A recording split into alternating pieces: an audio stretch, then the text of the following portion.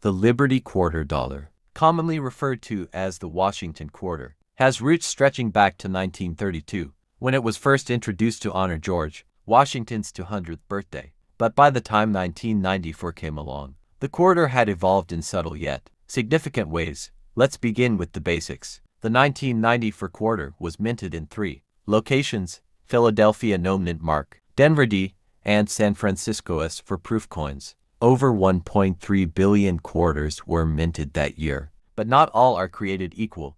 The obverse of the 1994 quarter still featured the classic profile of George Washington, designed by John Flanagan. This image had graced the coin for over 6 decades by 1994, a testament to its iconic status in American numismatics. On the reverse, you'll find the American eagle perched on a bundle of arrows, surrounded by olive branches, a design that remained unchanged since 1932 until the launch of the 50 state quarters program in 1999. Now, here's where it gets interesting. Even though 1994 quarters were mass-produced, certain varieties and errors have made select coins from this year extremely valuable, sometimes worth thousands of dollars. Among these, the most sought after are double die errors, off-center strikes, broad-struck coins, and missing clad layers. Each error tells a story and adds to the mystery of the 1994 Liberty quarter. A famous error from 1994 includes the double die obverse, where the inscriptions "Like in God We Trust" and "Liberty"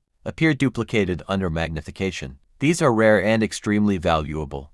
Another variation involves the missing clad layer, a coin that appears copper on one side and looks unusual to the naked eye. Such quarters were accidentally struck without one of the standard nickel layers and can sell for hundreds or even thousands of dollars. You might also stumble across off-center strikes, where the coin design is shifted noticeably away from the center. A 10 to 20% off-center strike with visible date and mint mark is worth good money to collectors. Even more valuable are proof errors from the San Francisco Mint. A few 1994's proof quarters made it out with defects like frosted fields and mirrored devices in reverse, signs of early or late die states. For the average collector, a standard 1994 quarter in uncirculated condition, MS65 or higher from either Philadelphia or Denver, could still be worth $2 to $10, depending on the market. But the real value comes in grading. A perfectly graded MS67 or MS68 1994 quarter S bully from Denver can fetch between $500 to $2,000, depending on auction results and collector demand. Numismatics experts agree that condition is everything. Luster, strike sharpness, and absence of bag marks are what separate a pocket change coin from a prize-worthy collectible. In the 1990s, coin collecting was entering a renaissance. The U.S. Mint was preparing for its revolutionary 50 state quarters program, and collectors were paying more attention to mint errors and quality. In the 1990s, coin collecting was entering a renaissance. The U.S. Mint was preparing for its revolutionary 50 state quarters program, and collectors were paying more attention to mint errors and quality.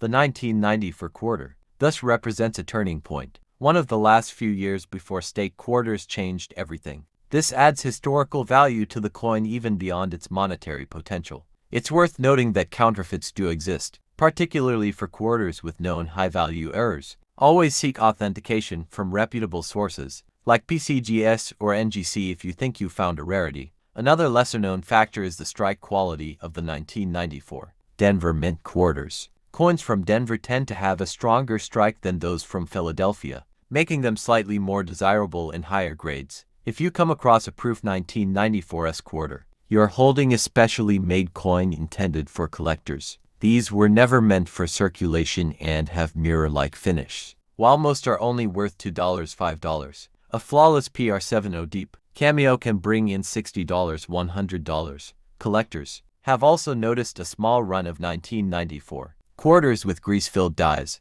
resulting in weak or missing details. While not as valuable as other errors, they're still fun to collect. Interestingly, many coin roll hunters and estate sale buyers have pulled 1994 quarter rarities from old stashes, especially rolls untouched since the 1990s. You never know what you might find in Grandma's old coin jar. Online marketplaces like eBay have reported sales of 1994 quarters with major errors, fetching prices as high as $3,500. But remember, these are the exceptions, not the rule. If you're serious about collecting, consider keeping all 1994 quarters that appear unusual. A small investment in a magnifying glass and digital scale could yield big returns. Coins that weigh less than the standard 5.67 grams might be missing part of their clad layer or struck on the wrong planchetta. Jackpot for keen-eyed collectors. And don't forget about full step designations, coins that show complete details on the steps of Monticello on Jefferson. Nickels have their counterpart in quarters too. Sharp eagle feathers and leg details can affect grading. For long-term investors, coins like the 1994 Liberty Quarter provide a balance between affordability and the potential for value growth, especially if you're holding mint state examples or verified error coins. So, the next time you get change at the store, take a good look. That 1994 quarter might not just be 25 cents. It could be a hidden gem from numismatic history. As always, coin collecting is about passion, patience, and persistence. The thrill isn't just in the value, but in the story every coin tells. And the 1994 Liberty Quarter has plenty to say. If you've enjoyed this deep dive, don't forget to hit that like button, subscribe to the Coin World, and turn on notifications so you never miss another coin. Treasure Tale. Thank you for watching.